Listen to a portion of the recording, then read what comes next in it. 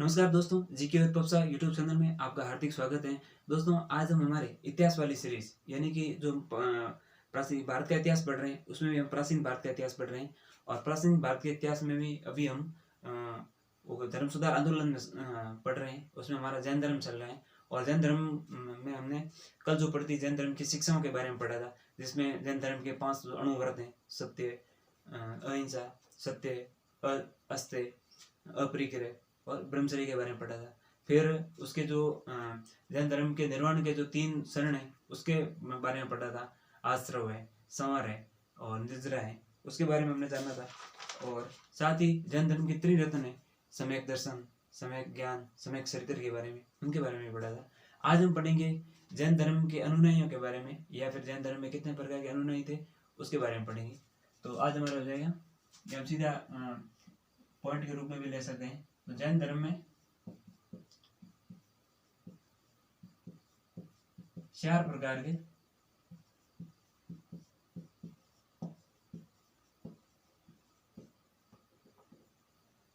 अनुयायी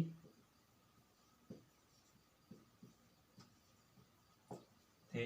अब ये जो 4 प्रकार के जो अनुयायी थे, वो थे, एक तो थे भिक्षुक, नाम लिख सकते हैं, भिक्षुक। दूसरी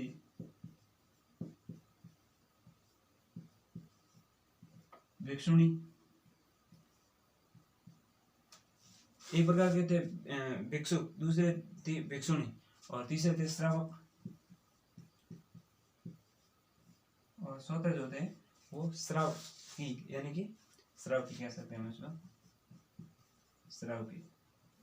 हालांकि यहाँ सिर्फ जो जेंडर का डिफरेंस है कि ये पुरुष है तो ये स्त्री, ये पुरुष ये स्त्री, तो इस प्रकार के थे। अब इनमें क्या प्रकार है, क्या अंतर था, वो हम देख लेते हैं। तो भिक्षुक और भिक्षुणी थे, इनको सामान्य जैन धर्म के जो 5 आर्य सत्य थे उनका पालन करना जरूरी था, और जैन धर्म का ये प्रचार करते थे। जबकि और ये पूरा ब्रह्मचर्य के रूप में, क्योंकि इसमें जो 5वां अनुवाद था वो ब्रह्मचर्य के रूप में आता था, तो ये पूरा सन्यासी जीवन जीते थे। और वो वैराग्य सन्यासी जीवन जीते हुए जैन धर्म के प्रचार करते थे और जैन धर्म के उपदेश देते थे।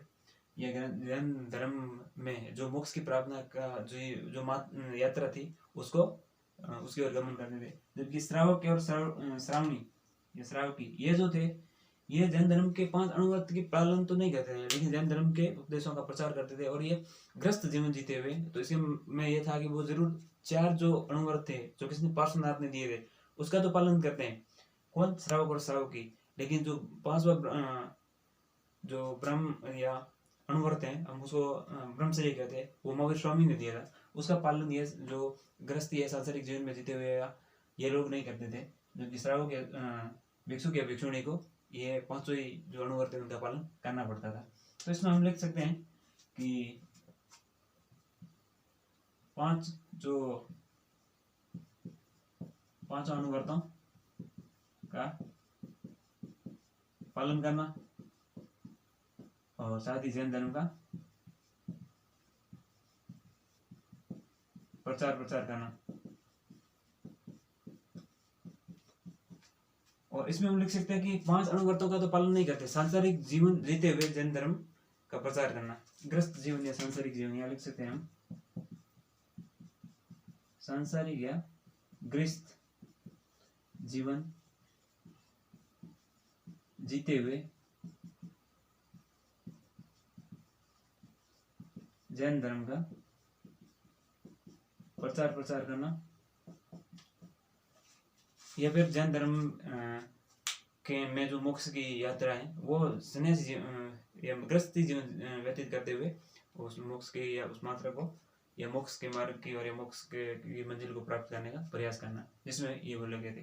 तो मुख्यतः ये जो 2 प्रकार के, वो हम देख सकते हैं, जैन धर्म में 4 प्रकार के अनुयायी थे और ये थे भिक्षुक भिक्षुणियों को 5 अणुव्रतों का पालन करना पड़ता था। जबकि श्रावक है, उनको सांसारिक जीवन जीते हुए जैन धर्म के जो जैन धर्म का प्रचार करना या मोक्ष की यात्रा या मोक्ष प्राप्ति के मार्गों को अपनाना या उनके मार्गों पर चलना, या हम ये कह सकते हैं कि महावीर स्वामी के बताए हुए मार्गों पर चलना।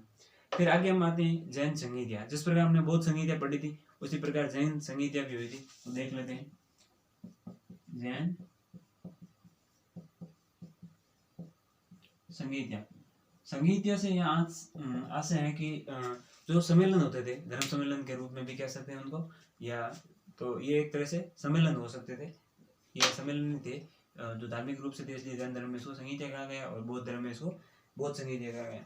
अब आती है प्रथम जैन संगीति, यहाँ लिख सकते हैं प्रथम जैन संगीति। प्रथम जो जैन संगीति थी, अब इसमें सबसे पहले कब हुई थी या कहाँ हुई थी, तो कब ये कह सकते हैं हम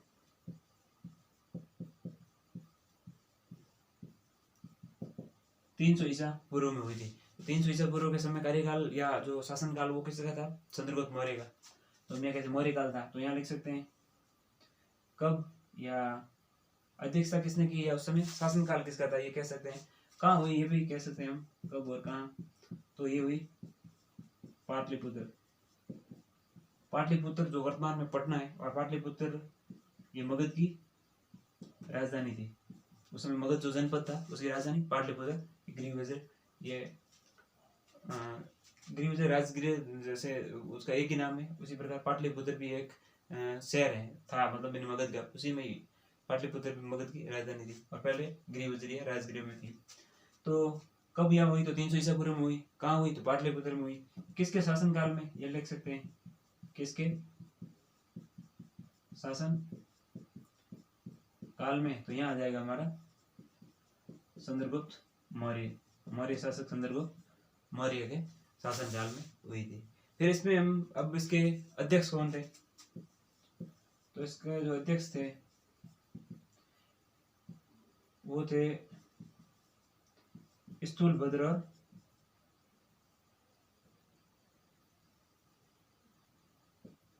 एक तो स्थूलभद्र थे और दूसरे भद्रबाहु।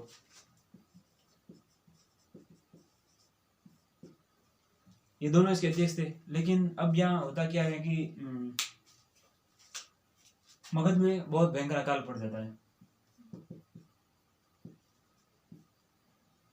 मगध में बहुत भयंकर अकाल पड़ जाने के कारण जो ये भद्रबाहु है, ये भद्रबाहु है अपने शिष्यों के साथ, यहाँ देख सकते हैं शिष्यों के साथ ये चला जाता है कहाँ, कर्नाटक। और कर्नाटक के कहाँ, श्रवणबेलगोला। यहाँ मतलब उत्तर भारत में तो अकाल पड़ गए थे। अकाल पड़ने की वजह से और लंबे समय तक अकाल चल रहे थे, भयंकर अकाल पड़ गए दुर्वेश। तो उसकी वजह से क्या, भद्रबाहु था अपने शिष्यों के साथ कर्नाटक के श्रवणबेलगोला में चला गया। और वहां जाने के बाद ये वापस जो पधारा या वापस जो आया, तो ये लगभग आया था 300 ईसा पूर्व के आसपास, जब मतलब यानी कि ये पहली जैन संगीति प्रथम जो जैन संगीति हुई थी उस समय। और जो स्थूलभद्र था ये पटना में ही था, ये पाटलिपुत्र में ही हम ये कह सकते हैं पाटलिपुत्र में ही रहा। अब दोनों ये उधर चला गया, अब वापस आएगा तब देखो इन दोनों के बीच टकराव या विवाद होंगे, विचारधाराओं में भी अंतर आ जाएगा, कार्य प्रणाली इनकी उन सब में अंतर आ जाएगा, क्योंकि वो दक्षिण भारत में चले गए, ये उत्तर भारत में ही रहे। तो यहाँ जो प्रथम जैन संगीति है, यहाँ जैन धर्म का 2 भागों में विभाजन हो जाता है। उसका एक कारण यही होता है कि जब भद्रबाहु है वो दक्षिण भारत में चला गया श्रवणबेलगोला में, और स्थूलभद्र उत्तरी भारत में रह गया पटना में या फिर पाटलिपुत्र में, और फिर वो वापस आ रहे हैं तो उनके बीच में मतभेद हो जाते हैं। इस वजह से फिर जैन धर्म 2 भागों में विभाजित हो जाता है। फिर हम ये कह सकते हैं अब ये 2 भागों में जो उनके 2 भाग हैं वो भी देख लेते हैं कि जैन धर्म 2 भागों में विभाजित हुआ तो कौन कौन से 2 भाग थे और वो किस नाम से जाने जाते हैं और उनसे क्या क्या क्वेश्चन बन सकते हैं, उनका क्या अर्थ होता है, तो ये भी हम देख लेते हैं। तो पहली जो जैन संगीति है ये 300 ईसा पूर्व में कहाँ, तो हम ये कह सकते हैं कि ये पाटलिपुत्र और किस चंद्रगुप्त मौर्य के शासनकाल में स्थूलभद्र और भद्रबाहु के जो अध्यक्ष थे 300 ईसा के आसपास। फिर भद्रबाहु दक्षिण में चला जाता है और स्थूलभद्र है वो उत्तर भारत में ही रहता है। तो इनके बीच में जो टकराव हुआ उसके बाद जैन धर्म 2 भागों में बढ़ जाता है। तो पहला जो भाग है वो है दिगंबर, पहले जो कहलाए वो पहले जो भाग हो गए हैं वो दिगंबर हो गए हैं,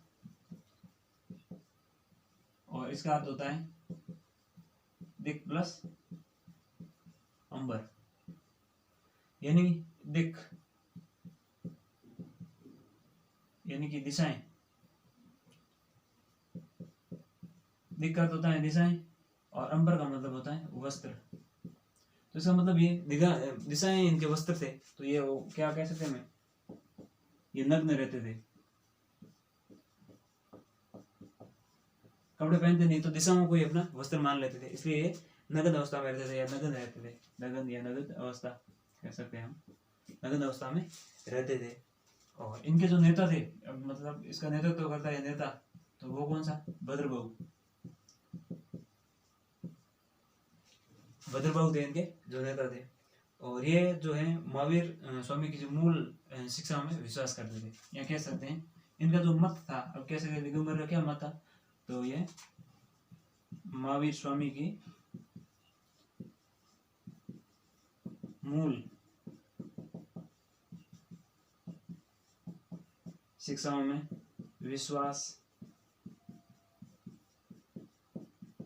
करते थे, हम ये कह सकते थे। भद्रबाहु थे जो दिगंबर थे, जो दिक प्लस अंबर, ये नग्न अवस्था में रहते थे और अपनी दिशाओं को ही क्या वस्त्र मानते थे। नेता इसके भद्रबाहु थे, और ये जैन धर्म की जो या महावीर स्वामी की जो मूल शिक्षाएं थी उन पे विश्वास करते थे। अब आते हैं दूसरे हो जाएंगे श्वेतांबर, उनको अगली स्लाइड में या अगले में देख लेते हैं।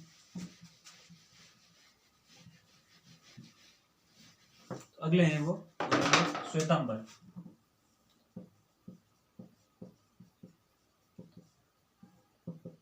श्वेत प्लस श्वेतांबर का जो संधि विच्छेद हो जाएगा वो हो जाएगा श्वेत प्लस अंबर, और श्वेत का मतलब होता है सफेद, और वही अंबर का तो मतलब होता है वस्त्र। जो सफेद वस्त्र धारण करते हैं वो हमारे लोकल या ढूंढिया महाराज जो बोलते हैं जैन धर्म में, या जो जैन समुदाय में बोला जाता है कि हमारे ढूंढिया महाराज हैं, तो ढूंढिया नाम से जाना जाता है, वो सफेद वस्त्र धारण करते हैं। और वो श्वेतांबर जो जैन धर्म की शाखा है उसके वो होते हैं उनने, या फिर ये कह सकते हैं हम।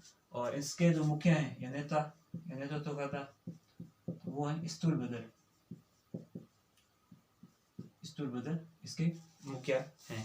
फिर ये कह सकते हैं कि इन्होंने जैन धर्म के परिवर्तन को अपनाया, जो जैन धर्म में परिवर्तन हुआ उसको अपनाया, जैन धर्म को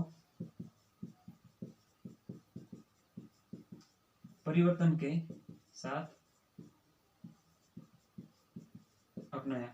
अब जो दिगंबर थे उन्होंने जैन धर्म को जो ज्यों का ज्यों था उन्हीं को अपना लिया, महावीर स्वामी की जो शिक्षाएं थी उन्हीं पे विश्वास किया, उन्हीं को अपनाया। इन्होंने जो तत्कालीन जो समकालीन धर्म उत्पन्न हुए उनके अनुसार जो कुछ विचारधारा अच्छी थी उनको भी अपना दिया, और जैन धर्म में जो परिवर्तन हुए उनको परिवर्तनों के साथ जैन धर्म को अपनाया।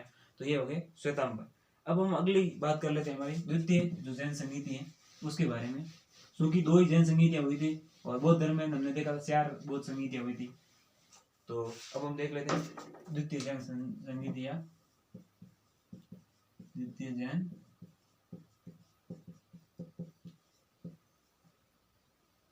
संगीति। द्वितीय जो जैन संगीति सबसे पहले ये कब हुई थी, तो ये हुई थी 513 ईसा पूर्व,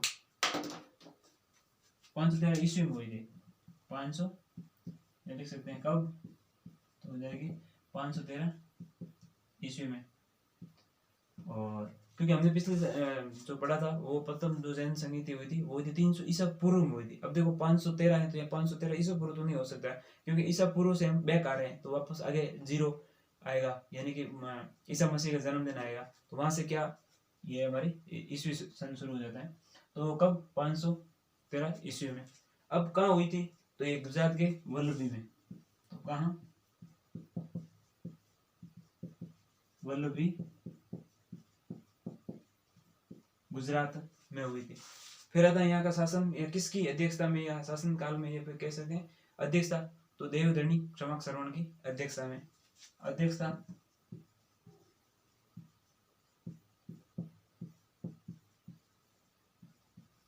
देवधर्णी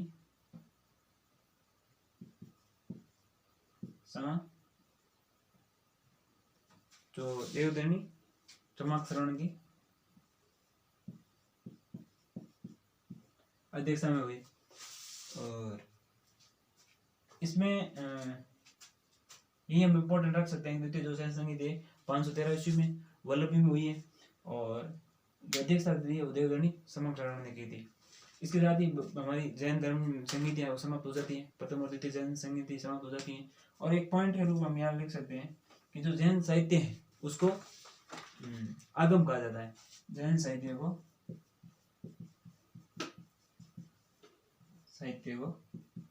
आगम कहा जाता है। पूछा जाए आगम क्या है तो जैन साहित्य को आगम कहा जाता है। और जैसे तमिल के जो संगम साहित्य है उसको तमिल साहित्य को संगम साहित्य के रूप में जाना जाता है, इसी प्रकार जैन साहित्य को आगम के रूप में जाना जाता है। तो निश्चित तौर पर आज हमारे इस वीडियो में जैन संगीतियाँ पढ़ी हमने और आप निश्चित तौर पर इस वीडियो से आपको कुछ सीखने को मिला ही होगा। और अगर आपको ये वीडियो पसंद आया हो तो इसको लाइक करिए, शेयर करिए, कमेंट करिए, चैनल को सब्सक्राइब करिए। धन्यवाद।